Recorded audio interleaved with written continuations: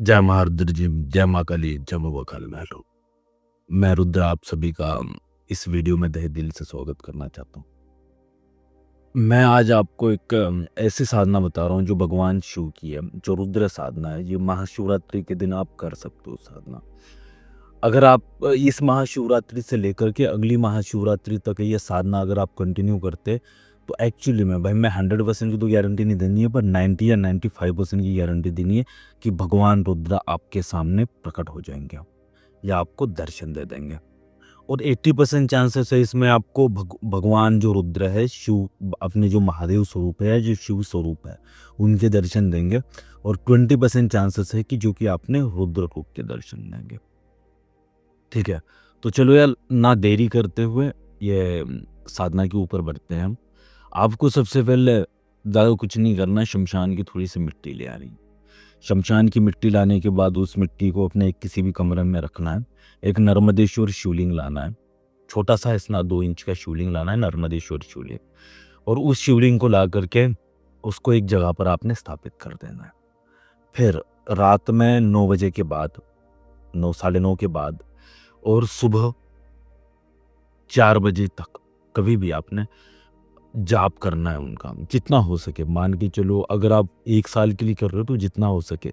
मान के चलो अगर आपको किसी दिन 200 माला हो रही है 200 कर लो, किसी दिन 400 हो रही 400 कर लो, किसी दिन 500 हो रही 500 कर लो, किसी दिन 50 हो रही 50 कर लो।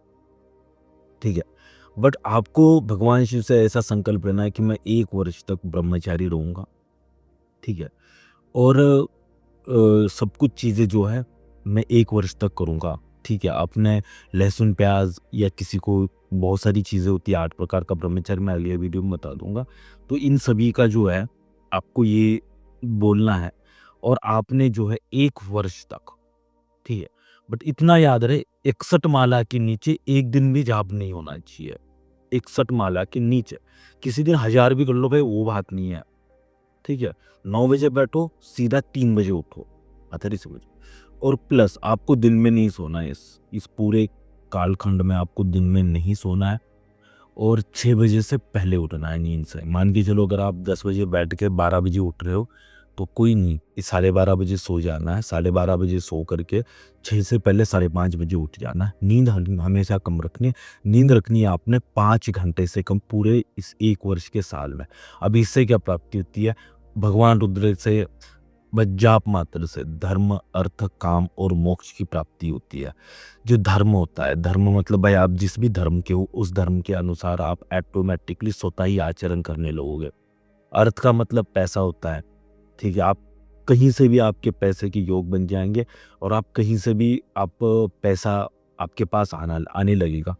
कहीं से भी हो, किसी भी मार्ग से हो, आप कोई भी बिजनेस हो आपकी, जहाँ से उम्मीद नहीं है वहाँ से भी पैसा आने लगेगा आपको। काम का मतलब बहुत सारे लोग ये सोचते हैं कि सेक्स करना ही काम होता है, तो ऐसा नहीं है। यहाँ पर काम का मतलब है घर, परिवार, संसार, मान। ठीक है, एक्चुअली में आपका समाज में मान सम्मान बहुत ऊंचा हो जाता है, रुतबा आपका बहुत ही हाई हो जाता है इससे। और प्लस आपकी पत्नी आपको खास करके बड़ी खूबसूरत, बड़ी सुंदर मिलती है। और इसके बाद वो जो आपकी सेवा करने वाली और आपके पूरे परिवार की सेवा भाव वाली पत्नी मिलती है।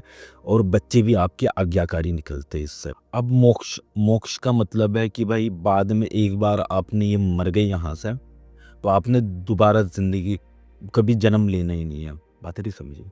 तो इसका ये मतलब है, ये बस खाली आपको साधना का फल मिलता है, जो आप जप रहे हो, कर रहे हो, उसका ये फल है।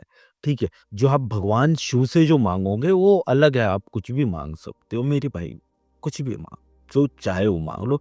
तो ये साधना आपको इस शिवरात्रि से उस शिवरात्रि तक करनी है। ठीक है, तो भगवान शिव के दर्शन चाहिए। तो अगर आप ये साधना अगर आप 100 दिन या 61 दिन, 51 दिन, 21 दिन, 41 दिन अगर करते हो, तो ये जो मैंने बोला था, ये धर्म, अर्थ, काम, ये चारों पुरुषार्थ की प्राप्ति होगी।